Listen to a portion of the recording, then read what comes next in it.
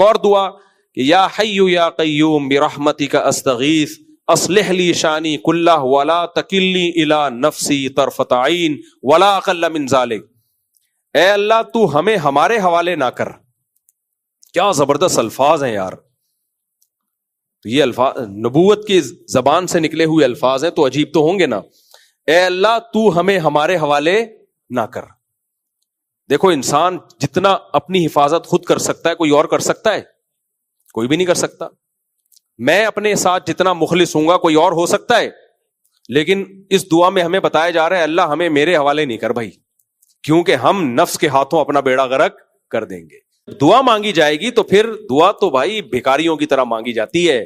تو اس میں ہمیں یہ سکھایا ہے کہ دعا جب مانگنی ہے اللہ سے تو اپنے آپ کو ایسا شو کرنا ہے جیسے ہم سے زیادہ نالائق دنیا میں کوئی ہے ہی نہیں. اور حقیقت بھی یہی ہے, اس میں کیا شرمانا ہے؟ کیا خیال ہے؟ آپ کو غصہ آ رہا تھا کہ نہیں ہم کہاں سے نالائق ہیں؟ بھائی سب ایک جیسے ہیں. ٹوپی الٹی پہننے سے تھوڑی کچھ ہوتا ہے. خیر مذاق کر رہا ہوں آپ سے. تو اللہ کے سامنے بھائی, اور حقیقت بھی یہی ہے, ہم نالائق لوگ ہیں سارے. تو اللہ سے یہی کہنا ہے کہ اللہ ہمیں ہمارے حوالے ایک سیکنڈ کے لیے بھی نہیں کرنا, ہم بگڑ جائیں گے. تو تو نے باقی پھر اپنی نگرانی کرنی ہے, خود عمل کرنا ہے. کہ میں تو ایک چیز دنیا کے بارے میں سوچتا ہوں, حضرت عمر نے لکھا تھا نا انگوٹھی پہ کفا بالموتی واعظن, موت نصیحت کے لیے کافی ہے.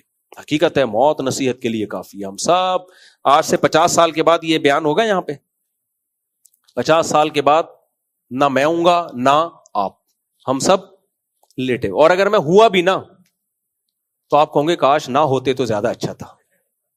بات کرتے ہیں کھانستے زیادہ ہیں. گھنٹہ ہو گیا یہاں بیٹھے ہوئے, 2 گھنٹے بعد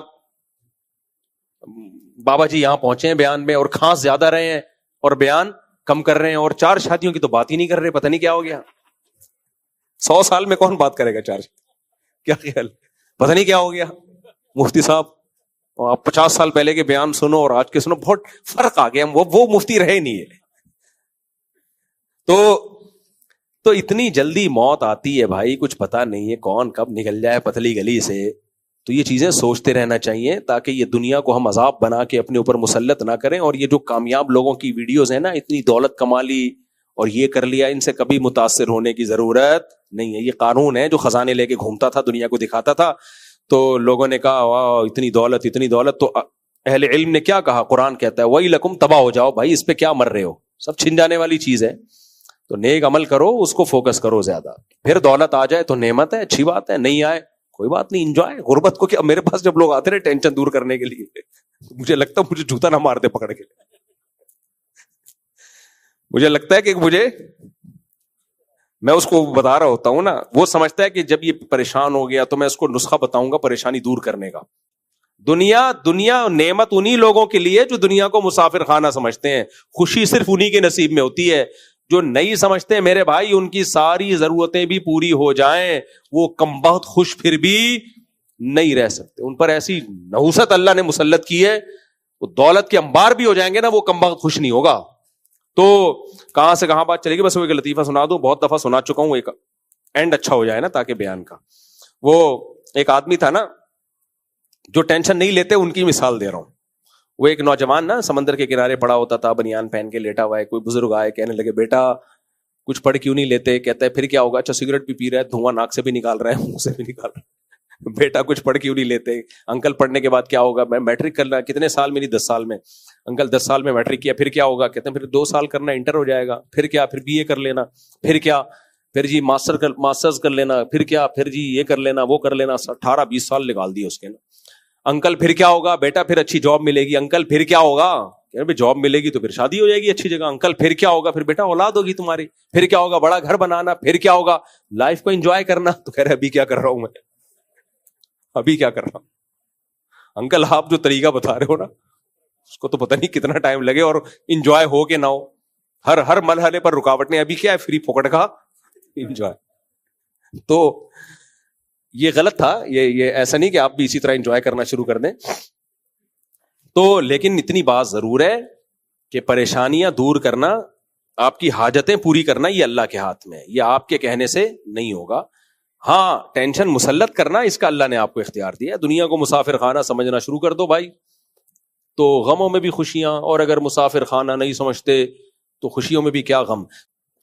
میں اس کو طریقہ بتاؤں گا, یعنی اس کے جو چیز یہ چاہتا ہے اس کو مل جائے, یہ بتاؤں گا میں اس کو. جیسے پیسے نہیں ہیں تو وہ اس کا خیال ہے مفتی صاحب ایک بزنس بتائیں گے جس سے نوٹ چھاپنے کی مشین بن جائے گا, یہ تو اس سے میری ٹینشن کیا ہو جائے گی پھر دور. رشتہ نہیں ہو رہا, عشق ہو گیا ہے, شادی نہیں ہو رہی, تو میں اس کو طریقہ بتاؤں گا اس طریقے سے ہو جائے گی. تو میں کوئی طریقہ نہیں بتاتا, میں اسے یہ بتاتا ہوں کہ نہیں ہو رہی, انجوائے کرو. ٹھیک, کیا کرو, ٹینشن میں پیسے نہیں ہیں تو وہ آتا ہے اس امید پر کہ مفتی صاحب کے اتنے تجربے ہیں, تاجروں کے نمبر دیں گے اور یہ کریں گے اور وہ کریں گے, تو میں اس کو غربت میں انجوائے کرنے کے مشورے دینا شروع کر دیتا ہوں. تو بعض تو نیک ہوتے ہیں, سمجھ جاتے ہیں کہ یار خوش ہو کے جاتے ہیں, مفتی صاحب آپ نے ٹینشن کیا کر دی دور. تو ایسے ایسے نسخے بتاتا ہوں نا, آپ نہ کوئی مجھ پہ کوئی چڑھ دوڑو. تو وہ کہتے ہیں مفتی صاحب جب بے روزگار ہیں, مسئلہ بچوں کی فیسیں نہیں جا رہی, میں کہتا ہوں اسکول سے نکال لو, ٹینشن ختم. کیا کہہ رہے ہو مفتی صاحب, اسکول سے نکال لیں پھر کیا ہوگا, ٹماٹر بیچیں گے اور کیا ہوگا. کیا کہہ رہے ہو مفتی صاحب, ٹماٹر بیچیں گے, کیا ہو گیا بھائی, یہ ٹماٹر جو بیچتے ہیں یہ ٹماٹر گرنیڈ بیچ رہے ہیں یا کیا بیچ رہے ہیں, ٹماٹر ہی تو ہیں. تو وہ میں ایکسٹریم پہ لے جاتا ہوں اس کو نا, پھر کیا ہوگا, پھر کیا ہوگا, پھر کیا ہوگا, پھر کیا ہوگا. تو پھر میں اس کو ایک لطیفہ سناتا ہوں, آخر میں اینڈ ہوتا ہے وہ لطیفہ. میں کہتا ہوں بھائی تیرے دل میں دنیا کی محبت ہے, تو اگر سونے کے ڈلیاں بھی بیچے گا نا تو سکون میں. حقیقت ہے, جو دنیا کو مسافر خانہ نہیں سمجھتا نا, وہ پاکستان کا صدر بن کے بھی ٹینشن میں ہی رہے گا, ٹینشن لے گا بھی, ٹینشن دے گا بھی. وہ تو دنیا کو مسافر خانہ سمجھے تو خوشی تو اس کی زندگی میں ہے, ٹماٹر بیچ کے بھی خوش ہے, اور دولت آئے گی تو اور خوش ہو جائے گا وہ. ہم صحیح کو غلط اور غلط کو صحیح کر دیں گے. جیسے ماں بچے کو بچے کے حوالے نہیں کرتی ہے, ماں بچے پہ نگرانی خود کرتی ہے. بچہ اگر غلط سمت میں جائے گا نا تو ماں سمجھاتی نہیں ہے کہ بیٹا یہ نہیں کرو, ایک چواٹ لگاتی ہے کہ یہ کرنے دیا نہیں جائے گا تجھے. بھائی بچے کو نزلہ ہے, زکام ہے, کھانسی ہے, بخار ہے, بچہ کولڈ ڈرنک مانگ رہا ہے, ماں کو پتا ہے یہ پیا تو نمونیا ہو جائے گا اس کو, تو ماں پہلے تو سمجھائے گی بیٹا بری بات, بچہ پھر بھی لے گا تو ماں سمجھاتی رہے گی بٹھا کے اس کو, نہیں بیٹا بری بات, بیٹا تم کو میں نے تمہارے حوالے کیا, جاؤ اب تم اچھا برا خود فیصلہ کرنا, میں تمہیں سمجھا رہی ہوں یہ غلط چیز ہے. نہ ماں بوتل ہاتھ سے لے گی اور ایک رکھ کے لگائے گی, اگر پاکستانی ماں ہے تو رکھ کے پوری انگلیاں اس کے منہ پہ چھاپ دے گی. اور بچہ, میں نے تو ماؤں کو